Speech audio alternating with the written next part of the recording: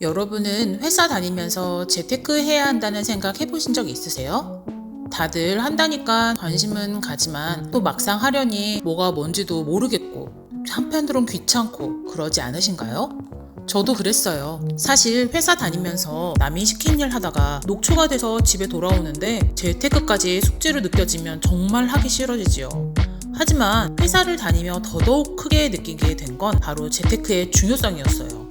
정말 친하던 선배가 퇴사하는 날 사실 저는 정말 충격이었는데 아무렇지도 않아 하던 회사 사람들, 선배가 나가자마자 채워지는 다른 사람들, 아무도 선배에 대해 묻지 않는 선배의 퇴사 다음날 무슨 일이 있었냐는 듯이 아무 일도 없이 돌아가는 회사를 보며 솔직히 소름이 돋게 무서웠어요.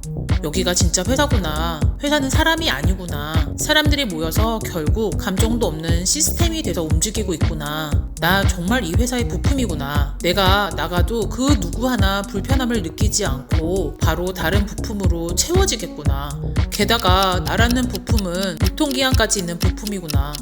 최근 현실 정년 49세라는 기사를 봤는데요. 그래, 직장인이랑 결국 써먹힐 수 있을 때까지의 유통기한을 가진 부품이라는 생각이 다시금 들었어요. 즐겁게 90살, 100살까지 살고 싶은데 지금까지 산 날보다 더 긴 날을 수입이 끊긴 채 살아야 한다니.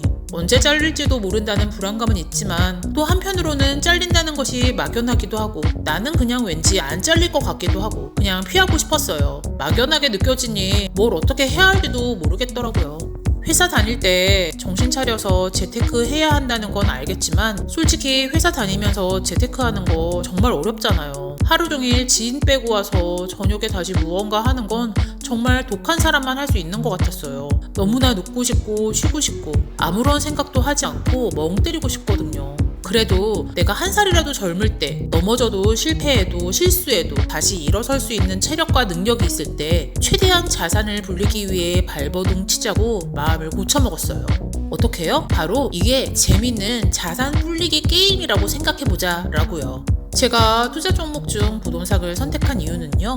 주식도 조금, 코인도 조금, 적금도 조금, 펀드도 조금씩 다 손을 대봤어요. 여러 가지 재테크를 조금씩 경험해봤지만 직장인 여러분에게 단언컨대 제일 추천하는 재테크는 바로 부동산이에요. 엥? 부동산이 얼마나 비싼데 돈도 없는데 무슨 부동산 투자를 해요. 부동산 폭락하는 거 아니에요? 주식은 작은 돈으로 쉽게 시작할 수 있는데 왜 큰 돈 들어가는 부동산 투자를 해요? 부동산 투자라는 것이 도대체 뭔데요? 무엇을 어떻게 공부해야 할지도 모르겠어요. 이러시죠. 저도 똑같은 마음이었어요. 그래서 회사에 들어가자마자 의욕적으로 주식 공부를 했죠. 그런데 주식을 시작하니 회사 생활에 문제가 생기더라고요. 저는 신입사원이니까 일을 한참 배워야 하는 나이였잖아요. 그런데 주식이 거래되는 시간이 딱 회사에서 한창 일하는 시간이랑 겹치더라고요. 일하는 와중에 몰래 화장실 가서 핸드폰으로 주식을 봐야 하니 와, 이거는 양다리도 아니고 정말 정신이 없었어요. 당연히 업무를 배우는 속도도 늦어지고요.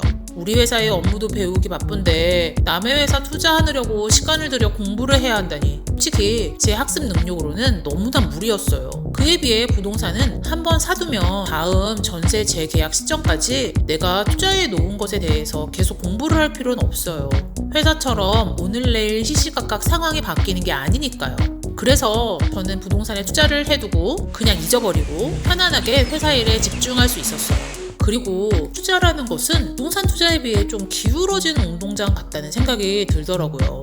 정말 똑똑한 여의도 금융권 사람들이랑 아무런 실력도 없는 제가 정면으로 맞서서 실력으로 승부를 봐야 하잖아요. 그들을 이기려면 훨씬 더 많은 시간을 투자해서 공부를 해야 하는데 그럴 시간은 또 없었고요. 심지어 그들은 직업이 주식 투자자이잖아요.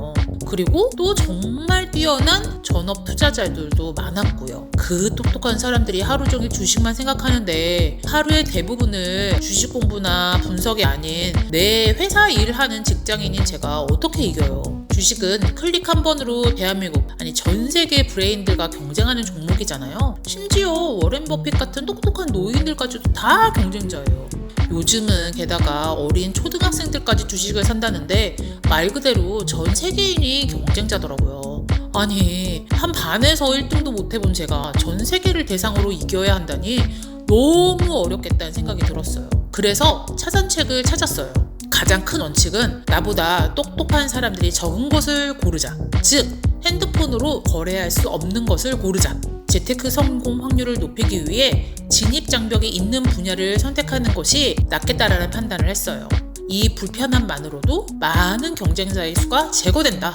게다가 부동산의 경쟁자란 누군가요? 그냥 동네 아줌마 아저씨더라고요. 그런데 신기하게도 우리는 어떤 동네를 가든 아줌마가 부동산으로 부자 됐다는 이야기는 동네마다 꼭 있고요. 내 경쟁자들이 그냥 보통 아줌마들이면 여의도 엘리트들이 득실한 주식보다는 승산이 있겠다라는 생각을 했어요. 제가 부동산 투자를 한 이유는 성향 때문이에요. 젊을수록 즉흥적이고 충동적이고 절제를 못하는 성향이 좀 있는데, 특히나 사회 초년생일 때는 더 심했어요. 돈은 있는데 당장 투자를 하고 싶은 조급한 마음에 이것저것 들리는 아무거나 투자를 하게 되더라고요. 그래서 핸드폰 어플 하나로 쉽게 매수 매도가 가능한 주식이 저는 단점이라고 생각했어요. 거래 수수료만 내게 되는 주식의 잦은 매수 매도, 화면 터치 한 번으로 쉽게 샀다가 쉽게 팔 수 있는 주식을 했다가는 야금야금 돈을 다 잃겠구나 싶더라고요. 그래서 한 번 사두면 어쩔 수 없이 1년, 2년, 3년 잘 팔지 못해서 장기 투자가 될 수밖에 없는 부동산을 투자하는 것이 맞다는 생각을 했어요.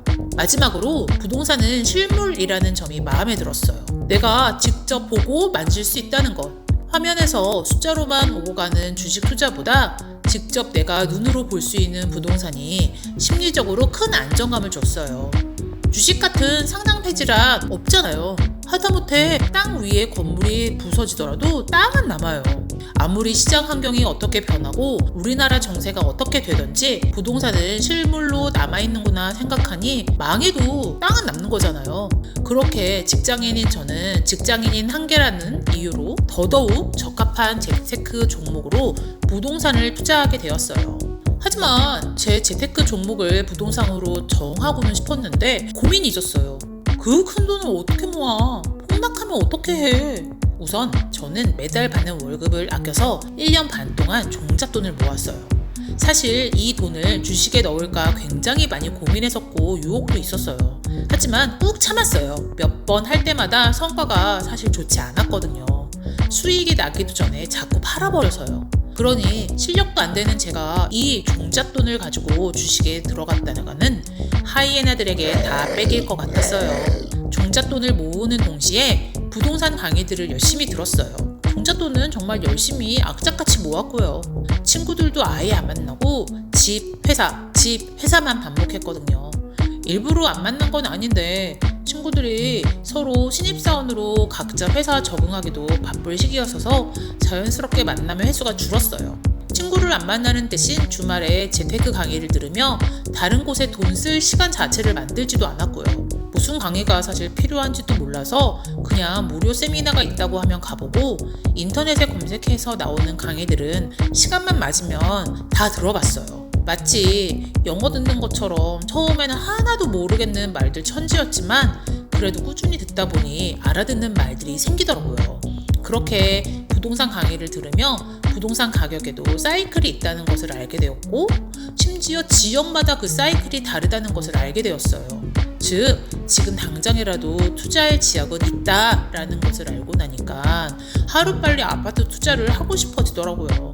그렇게 첫 투자는 모아둔 종잣돈을 가지고 아주 작은 오래된 아파트를 전세를 끼고 사게 되었습니다. 내가 집을 사다니. 비록 전세를 주었으니 직접 내가 들어가서 살 수는 없는 집이지만 내 이름이 박혀있는 집이라니 정말 믿기지 않을 만큼 행복했어요. 주식 한 주 사는 것과는 차원이 다르게 가슴이 벅차오르고 행복하더라고요. 물론 폭락에 대한 걱정이 없었던 것은 아니에요. 저는 부동산 공부를 막 시작한 불인이었고 당연히 실패하면 어떡하지에 대한 걱정이 정말 컸거든요. 다만 이번 투자가 실패가 되더라도 나는 아직 젊으니까 이번 실수에서 배우면 된다고 생각했어요. 그리고 동네 아줌마들도 다 하는 재테크인데 나도 배우기만 하면은 지지 않을 자신이 있어 라는 무모한 자신감도 있었고요. 그리고 설령 진짜 투자가 실패된다 해도 경매로 넘어가니까 아무리 하락해도 주식 상장 폐지같이 영원으로 떨어지지 않는다라는 것이 솔직히 안심으로 다가왔어요. 저는 이래서 한 살이라도 어리고 열정이 있을 때 부동산 투자를 시작해야 한다고 생각해요. 나이를 들어가면서 점점 내가 잘 할 수 있을까에 대한 걱정이 생기는 경우가 많거든요. 그렇게 저는 부동산 투자를 시작했습니다. 저도 여러분처럼 똑같이 투자에 대해 잘 모르고 서투른 불인이었고 정말 평범한 어린 회사원이었어요. 그래서 더더욱이나 초보건, 중수건, 고수건 실력에 의해 크게 성과가 차이나지 않을 분야로 재테크를 하자는 생각을 했었고요. 아직 회사를 탈출하지 못한 신분이긴 하지만 부동산 투자를 꾸준히 하며 실력을 기르고 있고 나아가 다양한 사업들을 꾸준히 시도하며 직장 탈출을 위해 준비하려고 해요. 저와 함께 준비하시는 건 어떨까요? 여러분, 앞으로 저와 함께 재테크, 부자 되는 법, 돈 버는 법 나누면서 같이 성장하고 싶습니다. 오늘도 행복한 하루 되세요.